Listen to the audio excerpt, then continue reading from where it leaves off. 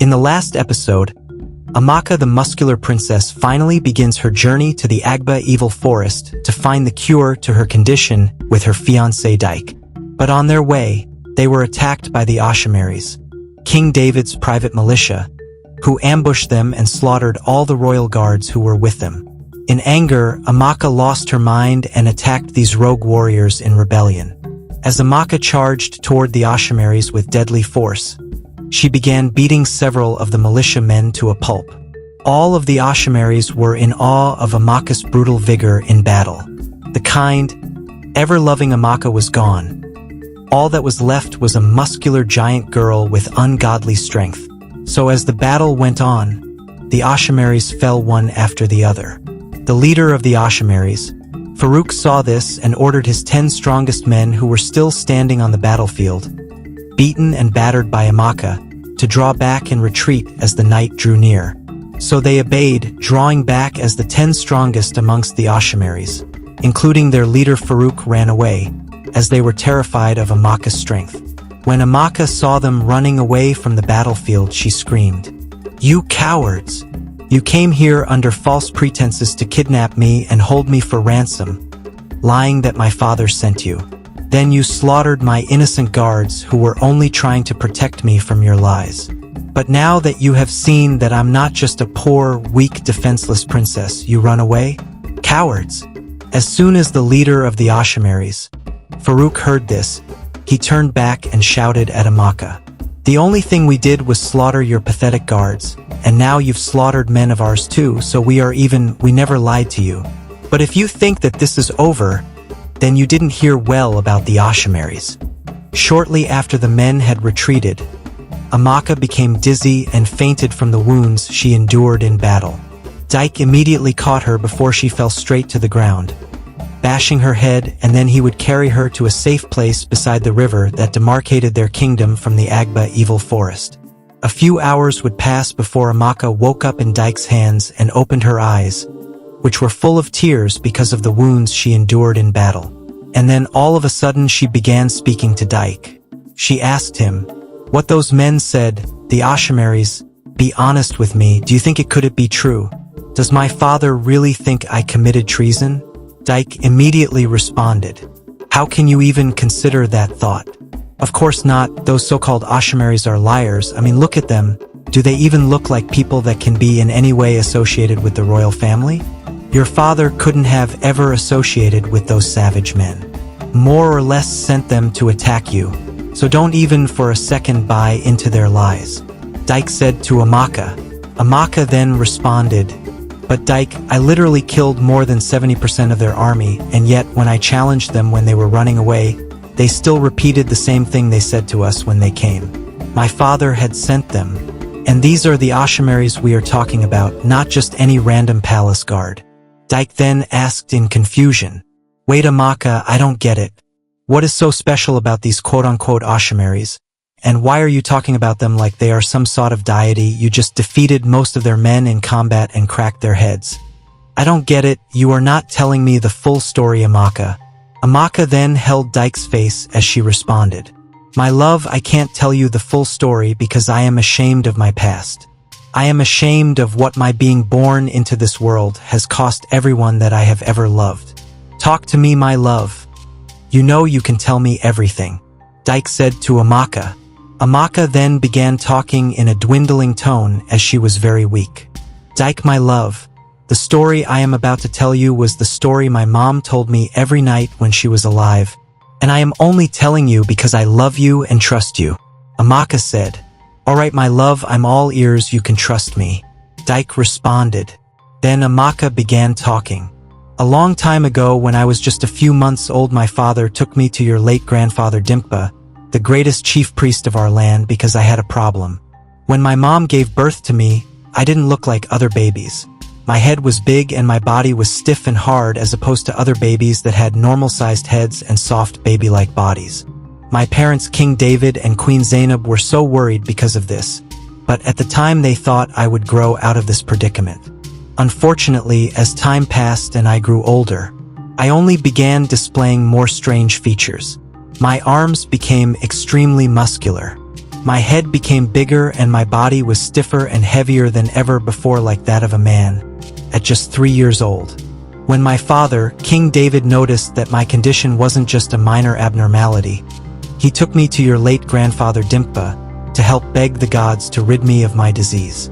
When he arrived at his shrine, my father asked your grandfather what the cause of my condition was. And your grandfather responded, "It was because you broke your oath, my lord, and married your wife Zainab, the outsider.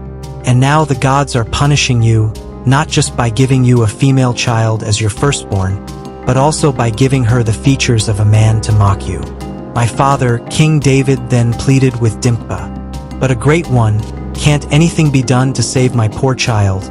It is not the child's fault. I am the one who broke my oath. I am the one who is supposed to suffer. Please, great Dike, help her." Dike then responded, My king, I wish there was something I could do to help you. But as I shake these beads and gaze into the eye of this child, all I see is suffering and shame. She would grow up sad and lonely, as no one would want to be associated with her, and even the few who do would eventually betray her. Your daughter's condition would only get worse, and her time in this world would be cut short, for at the age of 14, the age she is supposed to be initiated into the Oshimary cult if she were to be of pure blood, she will die. My father then knelt down and pleaded, "Please, Dike, I'm begging you in the name of my crown, have mercy on my daughter. Please, was it a crime to follow my heart and marry who I love? Was it a crime? Please." Dike then responded, "I am not the one to have mercy on you. It is not my place, but the place of the gods, so my king. If you really want to save your daughter, you know what you must do to appease your brothers and the gods. Need I say it?" Then King David responded, "No, I can never do that to Zainab. She is my heart. She is my love. I defied the gods and married her because as I grew to love an outsider, yes, I admit it, and I then resented the oath I took when I was just 14 years of age. Please, the two kingdoms can coexist. Help me beg the gods my daughter. Please, Dike, I beg of you." Dike then responded to the king in a sad tone, "I'm sorry, my king, but you of all people know that when the gods make up their minds on an issue, they don't turn back. You would have to make a choice, King David, your daughter Amaka or your wife Zainab." That was what your grandfather told my father, King David. Amaka said to Dike, as she interrupted her story. Dike then responded, Wait, Amaka, now I am very confused. How does this have to do with the fact that you suspect that these warriors are telling the truth? You are just telling me a story of your dad and my grandpa arguing about some oat in our family's shrine. You are not making any sense, my love. This was my mistake. Please just rest instead. I don't need you to explain anything anymore, my love. As Dike was talking, Amaka then responded with a serious, fading tone. I am telling you this story because my father was once one of those warriors himself. All the kingsmen of royal blood since our kingdom has existed belonged to the Oshimaries Brotherhood of Warriors at some point, she said to him.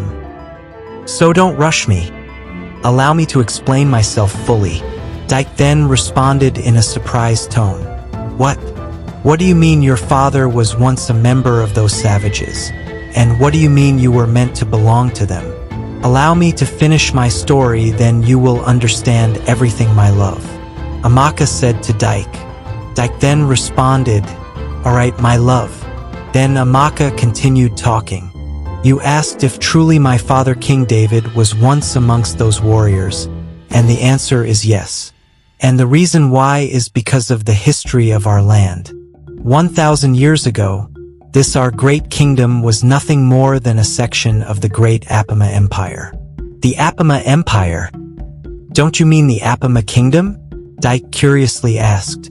No, my love, I know what I said. It was the Apama Empire, the Apama Kingdom you know today. That is, the village that is neighboring ours is just a shadow now of what it once was.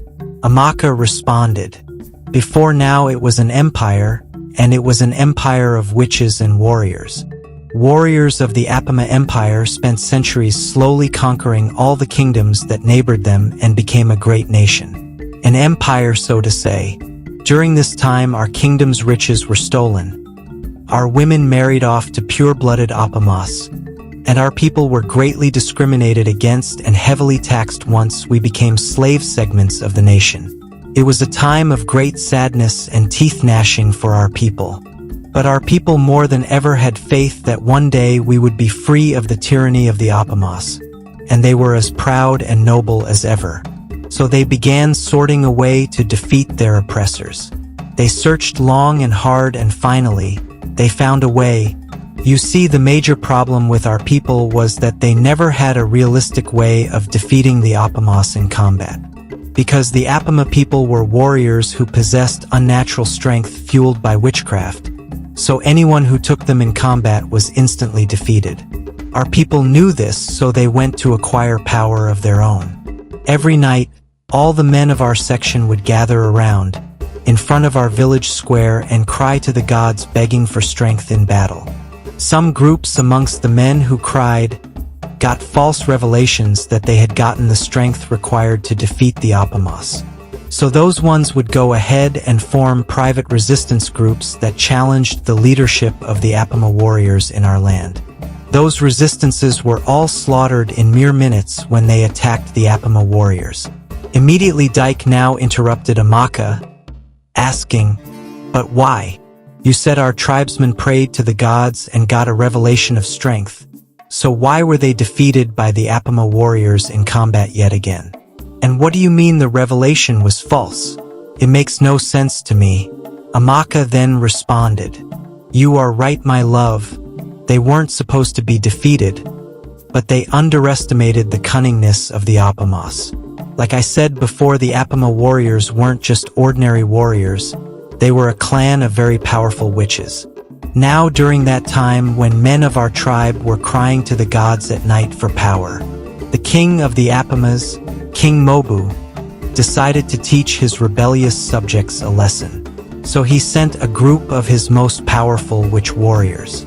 Known as the oshimaries, these warriors caused confusion in the camp of what he called the most dangerous rebellion to the Apama dynasty, because our tribe's men invoked the sympathy of the gods, which as a witch himself, the king knew could cause serious problems.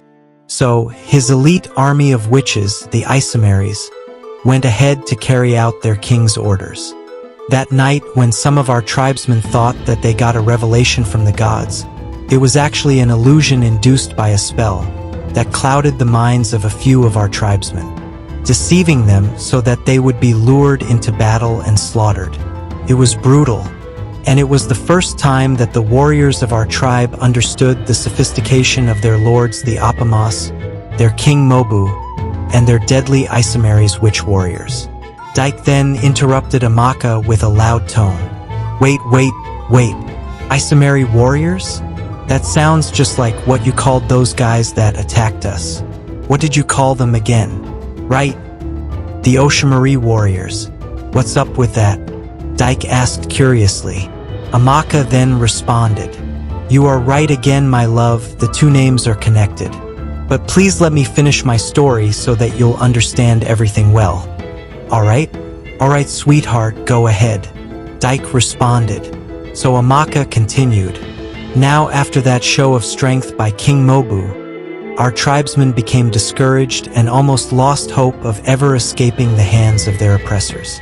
Because any time they wanted to appeal to the gods for power in order to challenge the Apamas, their oshimaries would always use witchcraft to cause confusion in our camps and tip the scales in their favor. This continued for many years until your family happened, sweetheart, Amaka said to Dike and then paused. Dike then looked at her in confusion and asked slowly, "What do you mean my family happened?" "I'm saying there was one man in our tribe who had recently discovered an ability he had to not be susceptible to the witchcraft of the Apamas. The man's name was Odimba, and he was your great-great-great-grandfather." As soon as Dike heard this, he paused in shock, and then whispered to Amaka, "Odimba, the first seer. My grandfather had those words engraved on his shrine." Amaka then responded, Yes, he was the first chief priest of our land, and he was the reason we gained our freedom. Dike then asked, "But how? How did this my ancestor, Odimba, help do what others that came before him didn't? And how was he not susceptible to the witchcraft of the oshimaries?" "Cool down with the questions, Dike. I haven't finished my story," Amaka jokingly said. Then she continued, "This your ancestor Odimba, his ability to resist the witchcraft of the oshimaries was discovered when he was just a teenager. You see, your ancestor Odimba was actually born a sickler just like me, but his condition was far worse, so my mom said. As a child, he could barely walk, talk, or even eat food well. He was a nightmare for his parents, who had to consistently work overtime to provide for their disabled son. But here is the thing, his parents, his father in particular, was one of the commanders of a section of the warriors who at some point were fooled by the illusions of the oshimaries, and were led into battle to be slaughtered. One day Odimba's father and some of the resistance went on a mission to assassinate some top officials in the oshimaries leadership. Before they got anywhere close to these officials, most of his men were slaughtered, as was the usual routine of oshimaries versus the resistance. All that was left was Odimba's father and 2 of his inner circle men. And all 3 of them fled the scene to escape the brutal witch warriors. 2 of the men ran into the bushes nearby to escape and were instantly killed. But Odimba's father ran back to his home so that he could see his wife and teenage son one more time. When he rushed into the house, his wife was outside preparing food for the family, and Odimba was in the living room, playing with some random beads. As he entered hurriedly went to the living room, the oshimaries were right at his back, and out of fear for his life, he hugged his son farewell as tears ran through his eyes. But at that exact moment, Odimba's eyes glowed, and the doors of the house were shut. The oshimaries used every spell and every trick they had to try to get into Odimba's house. But as long as his eyes remained glowing, it all proved futile. When the oshimaries noticed what was going on, they fled his house in awe, for they had never seen a more powerful witch doctor than them, and worst of all, from our kingdom. At this part of the story, Dike stood up and started passing around as he folded his hands. The night had already come, and Amaka had started gaining her strength. Unknown to her that just a few miles away the oshimaries who ran were also recuperating, planning to strike back at her. So she sat up and asked Dike with a cheerful demeanor, "My love, why are you passing around like you were holding in urine? Did I say something that upset you?" Dike then immediately responded, "No, Amaka, I'm just confused. How did my great ancestor gain that type of power to prevent the witches from coming inside his house?" Dike asked Amaka curiously. Amaka then responded, "Believe it or not, my love, it was because of his sickly condition. You see, because Odimba was a sickler, his parents always served as a bridge between him and the outside world. He never went out to get his own food, and so his parents grew their own food so that he would never lack. Everything he ever needed was provided for him, and he never had any friends or outsiders who he saw. Literally, his whole world was just his parents. And that was the secret to the power our warriors sought." "What do you mean?" Dike asked curiously. Amaka then responded, "In order to obtain the strength required to defeat our enemies, our tribe had to abstain from anything and everything associated with the oshimaries. Their culture, their food, their women, even down to the water on their mainland.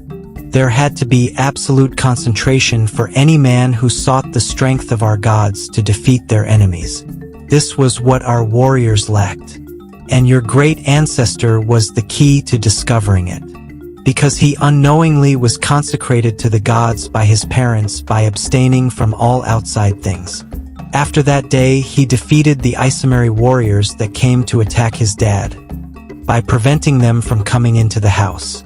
Men of our tribe would take it upon themselves to train him in the ways of the gods, so that when he came to maturity in wisdom and his newly discovered power, he could help them obtain such too. And so it happened. When Odimba came of age, he was anointed the first chief priest of our tribe, and then he alone pleaded with the gods for 30 days for the power to defeat our enemies. It was then that the secret of concentration was revealed to him. And so he informed the warriors of our tribe what they had to do if they desired such power. And that was when the plunging began. Our warriors began what is famously known in our history as Oshi, which was the cleansing and concentration of our men. Those who ate foreign food that belonged to the Apamas or other neighboring kingdoms stopped eating that food. Those who participated in the cultural activities of other tribes stopped doing that entirely, and those who married foreign wives of Apama or foreign descent chased those wives away. By doing these harsh concentration rituals, they were able to attain the strength of the gods. They became Maries, as your great ancestor called them. Dike then interrupted Amaka. Maries, isn't that the last part of the name of those warriors that attacked us? Dike asked. Yes, Dike. Maries means warriors in our ancient native language, and Oshi means consecrated. So in other words, the oshimaries directly translates to consecrated warriors. When Dike heard this, he placed his hands on his head in utter realization and then asked, Amaka, so if to become an oshimary you need to take the oath of external consecration. How exactly did your father break this oath? And how are you involved in the whole thing? Amaka then responded, I'm getting there, my love. I told you this whole story to explain to you how sacred this group of warriors that just attacked us are and how fundamental they are to our culture and our history. I told you this whole story so that you would know that with the strength gotten from the gods after taking the oath, we rebelled against the Apamas and claimed back our land. Not only that, but with the momentum from our victory, other kingdoms equally gained their own freedom during that period, weakening the Apama Empire into a mere speck of land, the one we see today. And after the war that gave us freedom, these brave warriors, the oshimaries, decided to set up a new revolutionary government, crowning their leader Akan, my great ancestor, as the king of the entire tribe. And so began my family dynasty. Dike then interrupted Amaka and asked loudly in a harsh tone, Amaka, please, I'm tired of this history lesson. All I asked you was why you could ever think your father sent these men against you. And you haven't answered that. Now I ask you, what oath exactly did your father break? And now you are telling me that our tribesmen eventually won the war, like I didn't see that coming. Please, this was a mistake. I think we should begin setting up camp since night has already come. You need your rest after that battle, and so do I. We have a long journey ahead to the Agba evil forest. And now, without our royal guards, we would need all the strength we can get to brave this journey by ourselves. Amaka then shouted at Dike, would you just shut up and listen? You think this is easy for me? Do you think I just wanted to give you an exhausting history of our kingdom that, for all that I know, you probably already knew? I told you all this so that you would understand when I say. Dike then responded immediately. When you say what? What is going on, Amaka? What aren't you telling me? Amaka responded almost immediately with a shaky voice and tears in her eyes. Dike, after my ancestor Akan became king, from him thereafter every firstborn child of the king in our land was always a male. And to become king, the male child must first take a wife from our tribe to show maturity. This had been the status quo for over 1,000 years. But in my case, it was different. Dike then asked Amaka in a calm voice, what exactly are you saying? Why was your case different, Amaka? What aren't you telling me? Please, my love, talk to me. Amaka then responded hurriedly. What I'm saying is that I was the firstborn child of my parents. And I was a girl, so the gods cursed me with a muscular, man-like body. I'm saying that my father broke the oath of the oshimaries and took an outsider as a wife, and I'm saying that my mother was of Apama descent. Immediately she said this, Dike's eyes froze in confusion and shock. Minutes passed and he wasn't able to utter a word. So he and Amaka remained in silence as they looked at each other awkwardly as time passed. But as Dike was finally going to comment on what Amaka had just revealed, both of them began hearing the sound of marching horses coming towards them in the middle of the night. Amaka stood up, but before she could get on her feet, both she and Dike were instantly surrounded by the oshimary warriors that remained and their leader Farouk. Immediately Amaka saw them, she shouted, "Cowards! What manner of ambush is this?" Farouk, the oshimary leader, then responded, "We are not cowards, princess. Just warriors, and a good warrior knows when to retreat and when to strike, and the time to strike is now. So I tell you this, stand down and come with us as our captive, or risk taking all 10 of us in combat." Immediately after Farouk said this, Amaka gilded her stance and rushed Farouk and the 3 warriors standing close to him in combat. She pounced on them, landing heavy blows and jabs. Meanwhile, the remaining 7 warriors ambushed Dike.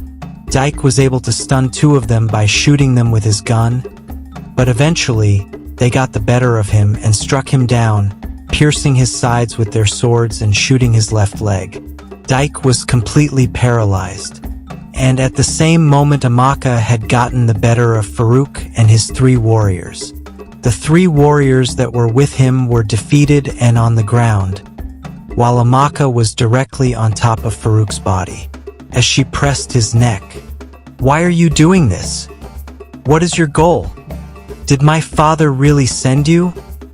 she yelled as she pressed his neck. Farouk then responded in a faint tone, as he was loosing his breath. "I already told you, this is your father's wish. You of all people should know that the oshimaries are no liars. So if you really respect your dad, King David, you will turn yourself in." As soon as Farouk finished talking, Amaka immediately pushed herself away from his body in realization. But before she could have a chance to think, she heard Dike's voice as he groaned in pain at her back. So she turned and saw him being manhandled by the 7 warriors that ambushed him. So Amaka shouted, "Release him now, you better release him now, or else." "Or else what?" The warrior that was holding Dike's body responded, "I know you think you are some sort of monster who can take all of us one. But I bet your little boyfriend isn't as strong. You see, as we are talking now, the man is losing a ton of blood. And I bet that in his state now, one punch from me would permanently put him in the ground.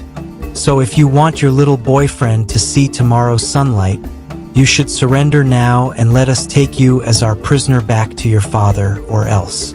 Amaka then responded immediately, "And what makes you think I would follow you?" She then immediately resumed pressing the neck of Farouk, as she spoke to them in an authoritative tone. "Look, take a good look at your so-called leader. I defeated him and 3 of your brothers in mere seconds.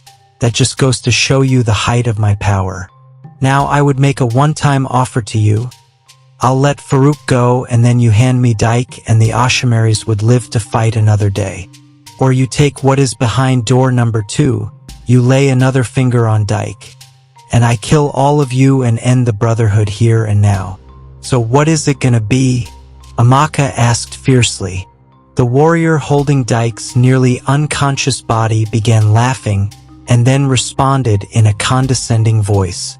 "You think you can defeat all 7 of us because you are some sort of hybrid? Think again. Our leaders are replaceable, but I bet your precious boyfriend Dike isn't. How long did it take you to find a man who would love your ugly, disgusting muscular body? Years, I would presume. Yeah. The look on your face says it all.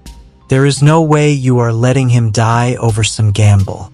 So why don't you go ahead and do what you have to do to our leader, and we would go ahead and do what we have to your little boyfriend." As Amaka heard the words from the warrior's mouth, she was gripped with fear for Dike's safety, so she surrendered. "All right, you win, please let Dike go and I'll release your leader too." and come with you as your prisoner." When Dike heard this, in a faint voice he screamed, "No, Amaka, don't do this. Whatever beating they want to give me, I can take it. For all we know, these guys are hired assassins who would do and say anything to get the job done. Please, Amaka, don't follow them." Amaka then responded in a sad voice, "I have to, my love. I can't risk your safety. I have to go with the—" So Amaka stopped leaning on Farouk's body and then stepped aside and knelt down, surrendering herself to the warriors. The warriors then flung Dike away and immediately rushed Amaka, bounding her in heavy chains as they subdued her. They now placed her on a horse and then carried Farouk's faint body and also placed in on a horse and rode off into the moonlight, leaving Dike alone on the road at night, beaten and barked. As Amaka was being carried away by the oshimaries, she glanced back at Dike's body, and in sadness turned away as she wasn't sure she was ever going to see him again. Now, as the warriors were carrying her away on horseback to her father, all she could think of was why her father had waited so long to finally give into the wishes of his brotherhood. She felt so scared and in shame, confused at everything that had just happened. But in due time she accepted her faith and opted to first look her father in the eye when she was brought back and confirm if all the oshimaries were saying was true. Little did she know that it was her sister Precious who orchestrated the whole thing and was pulling all the strings. Meanwhile, back at the river demarcating their village and the Agba evil forest, Dike laid on the ground helpless as he kept flashing in and out of consciousness.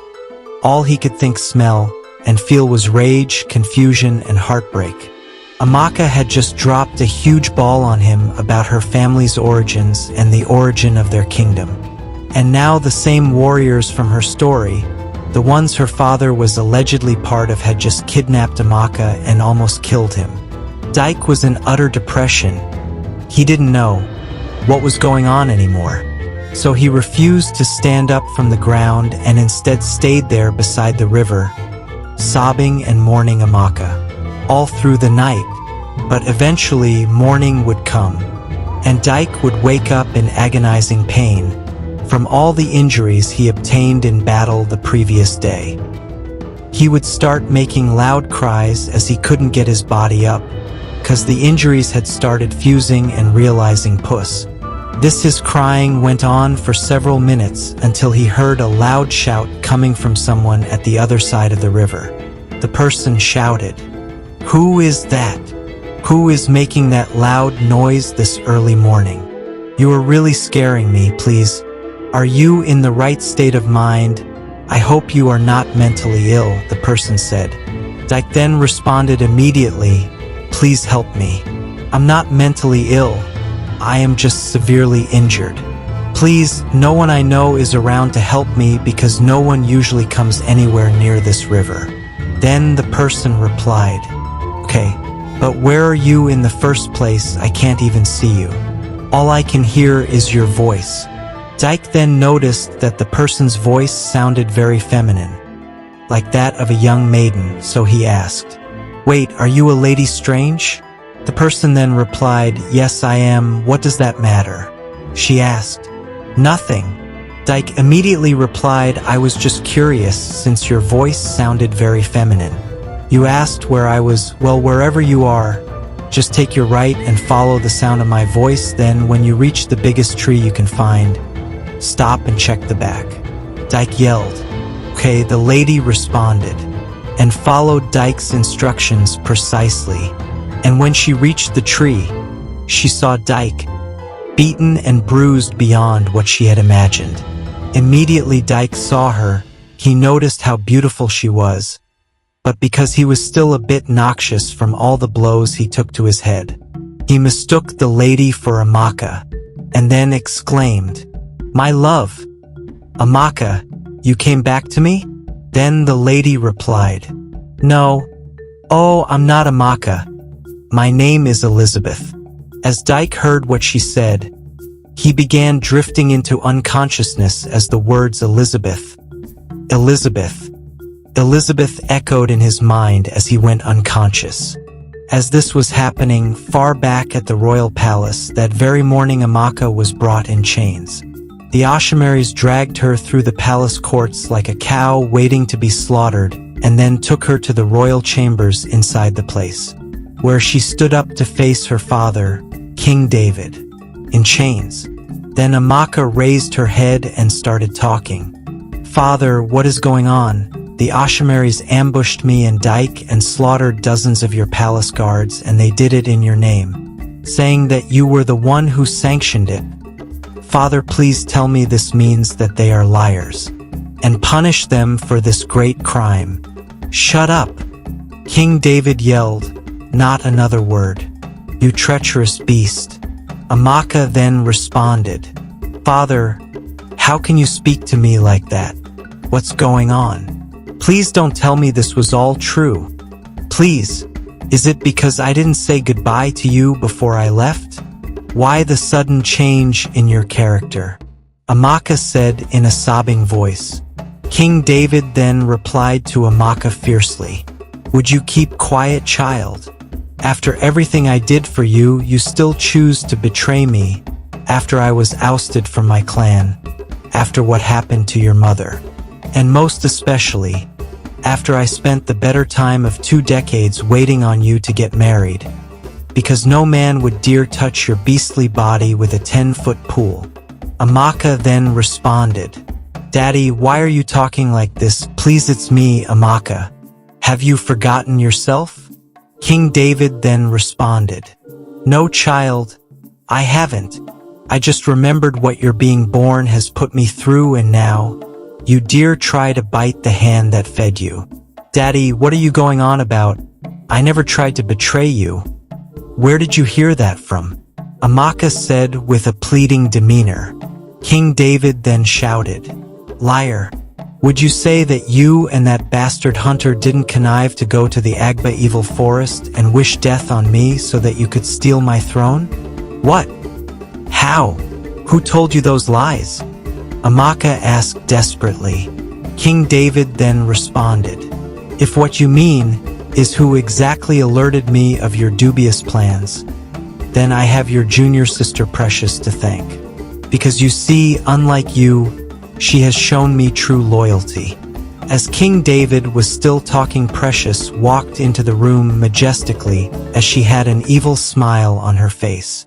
She then followed up on what King David was saying. "Yes, Father, of a truth I have been the only one who has been loyal to you, not my beast of a sister." Amaka, seeing what was happening, then yelled, "Precious, this was your doing. Why? Father, please, you have to believe me. Precious did something to frame. It's all a lie, you have to snap out of it." Precious then screamed, "Enough, Father, enough with her lies. Send her to the dungeon already. Not 1 minute more for this traitor." King David then responded in a fierce voice, "Very well, my oshimaries, please take my treacherous daughter to the royal dungeon. Lock her up and throw away the keys. I don't want to see her ugly face ever again." As soon as he said this, Amaka began crying, "Daddy, please, please, don't do this to me. It's Precious. It's always been Precious," she exclaimed as the oshimaries took her to the royal dungeon and locked her in one of the cells. When she got there, she began crying profusely about her entire predicament and wondered how her life took a complete 180 in just a couple of hours. At that very moment in the cell, she remembered that she abandoned Dike on the road close to the Agba evil forest and prayed that he made it out alive, even with his injuries notwithstanding. Unknown to her that her former friend Elizabeth came to his rescue. You see, early in the morning after Dike fainted from exhaustion, Elizabeth took him to her house to treat him of his wounds. When she got home, her parents saw her supporting the body of a young man as she helped carry him to the front of her house. Elizabeth's parents, who were just about to leave for her poultry farm, inquired, "Elizabeth, what are you doing, and who is this you brought to our house?" Elizabeth's father asked her, and she responded, "Father, I found this man lying dead just a few miles away from our house, and I couldn't help but bring him back to see if there was any way I could help him so that he wouldn't die." Elizabeth's father then asked, "So let me get this straight, you found this random man on the road, beaten and battered from God knows what, and then all of a sudden you want to bring him home and become his personal nurse?" "Yes, Daddy, that's what I'm saying," Elizabeth responded. Her father then immediately replied to her, "Are you out of your mind, Elizabeth? How can you even do something like this?" Elizabeth then responded, "Father, please, ever since I came back that night, I felt extremely guilty. I haven't found a way to begin forgiving myself. So please, maybe this is a chance for me to make amends. Maybe by helping this man, I can obtain forgiveness from the gods." Elizabeth's father then replied to her in a condescending voice, "Oh please, Elizabeth, this again. We told you that this story about killing palace guards is just a figment of your imagination. That night all that happened is that you fainted and Princess Precious brought you back, as the good friend she is. So stop going on about how she forced you to commit abominable acts." Elizabeth then quickly responded, "And Father, if you believe anything that evil princess told you, then you are a bigger fool than Princess Precious makes you for father." Her mother then replied to her, "That's enough, Elizabeth. You are out of line. How dare you talk to your father like that, and how dare you talk about your princess like that too? Look, the royal family gave us everything we have today, the food we eat, and the clothes we wear. If not for them, especially Princess Precious, we would still be begging on the streets. And you want to throw all of that away because of some crazy dream you had while you fainted and a dying stranger you found from God knows where? I knew you weren't that smart, but I didn't think you could be this naive." Elizabeth then immediately responded, "I'm not naive, Mother. I know what happened to me, it was no dream, and the fact you guys aren't even willing to consider my story because our family owes Elizabeth for our current financial strength just tells me you guys sold your soul a long time ago to that girl." Her mother then responded in shock, "Like I said, Elizabeth, enough is enough. As you can see, me and your father are going to the farm. You can do whatever you want with this battered man. But by the time we get home in the evening, we don't want to see him anywhere near our house." Elizabeth's mother said as she and Elizabeth's father left for their poultry farm. Elizabeth would then carry Dike into her home and begin attending to his wounds. During this time, Dike would be asleep. But towards evening, he woke up in a burst of emotions as he could smell something cooking. As he woke up, he exclaimed, "Where am I?" Dike would ask as he woke up all by himself in the parlor of a house he did not know, covered in medicinal patches and herbal treatments. He forced himself to get up and then exclaims again, "Hello, hello, is anyone home? Please, how did I get here?" Immediately Elizabeth heard his voice. She rushed out of the kitchen. "Dike, thank God you are finally awake. How are you feeling now?" she desperately asked. Dike then immediately responded, "I'm fine, and who are you exactly?" "It's me, Elizabeth, the girl you met beside the Agba River. Don't tell me you've forgotten." Dike then replied to her, "Elizabeth, you say, I can't remember much from yesterday. But yeah, I think I remember saying your name a few times. How do I know you again?" Elizabeth then replied to him, "You don't, we actually met for the first time a few hours ago, when I found you all beaten and bruised." Dike then gave a faint sigh and responded, "Oh, I see, that checks out, I guess, given that injuries are still all over my body. By the way, I've been meaning to ask you since we never got around to it when we met. How exactly did you get these injuries on your body?" Elizabeth earnestly asked. Dike now responded in a chivalrous tone, "Don't worry about how I got them. Just know that I'm grateful you took me in and attended to my wounds. You are avoiding my question. I think I deserve to know what happened since literally just saved your life. Elizabeth insisted. Dike now caved and started talking. Okay, you win. I was traveling to the Agba evil forest with the love of my life, Princess Amaka, when a group of giant hefty men on horses attacked us. They ambushed us and slaughtered all of Princess Amaka's royal guards. Wait, Princess Amaka? Wait, did you just call her the love of your life? Elizabeth suddenly interrupted Dike. Dike then responded, yes, I did. And she is indeed the love of my life. Any problems? He asked. No, there isn't. And what did you say your name was again? Elizabeth asked. I never got to tell you, it's Dike, he replied. Elizabeth then asked again. You wouldn't happen to be a hunter, would you? Dike then responded, well, as a matter of fact, I am a hunter. How did you know, Elizabeth? I'm just a hunch, Elizabeth quickly replied. Don't worry, you can continue your story, she said jokingly. But deep in her mind, she realized that all the pieces were coming together. Dike was the suitor who was going to marry Amaka, which was what made Precious seek her help to meet her aunties. But she wasn't sure this attack on them was orchestrated by Precious, so she kept listening to Dike. Dike then continued his story. Luckily, Princess Amaka was able to unleash her deadly strength on the warriors, defeating the majority of them and sending the rest running. But not before the warriors told us that it was the king himself who sent them after her. Elizabeth then interrupted. Wait, are you telling me that King David sent bounty hunters after his own daughter? That's a serious allegation. Dike, it's treason at best and inconceivable at worst. Dike then replied, I know, I didn't believe it myself.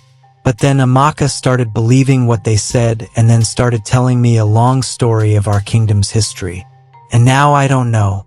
Elizabeth then asked again.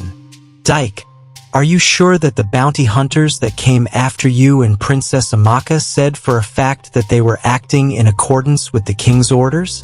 Yes, Elizabeth, that is exactly what I'm saying. As Elizabeth heard this, her mind quickly went back to the time she and Precious spent at her Aunt Agatha's shrine and the ritual she recommended to Precious to take over the king's mind. But she wasn't sure, so she sat there pondering in thought about what Precious had been doing since they returned and if everything is connected. But the injuries, if Amaka defeated the bounty hunters, how come the injuries on her lover Dike? Why was he alone by the river helpless? And whatever happened to Amaka? Elizabeth thought to herself, so she asked Dike openly. Dike, something doesn't add up. How did you get your injuries, and why were you all alone, almost dying, when I found you since you said Amaka defeated the bounty hunters? Dike then replied, well, that was because later that day in the night when me and Amaka were reminiscing on what had just happened to us near the river, all of a sudden the bounty hunters that escaped previously returned for a second time to ambush us. Elizabeth then interrupted. But surely Amaka must have still dealt with them, even given that they were less in number than before, right? Dike then responded. You are right, she should have, and she was in the process of doing that. Not until some of the men ambushed me and held me hostage, torturing me and threatening Amaka that they would put me down if she didn't surrender. Dike then began sobbing stoically. My love Amaka felt like she had no choice and then surrendered to them in exchange for my life. And that was the last time I saw her. It's all my fault, Dike said in a sad tone. Elizabeth then responded to Dike with a shameful demeanor. No, Dike. It's my fault. What? What do you mean? Dike curiously asked. You might not know this, but I and Amaka were once best of friends. And I think I betrayed her, Elizabeth said. Immediately, there was a deafening silence that lasted for minutes.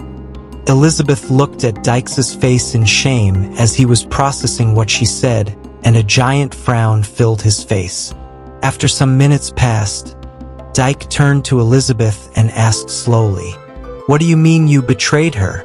Are you telling me that you are the one that sent those men after us? Dike screamed in anger.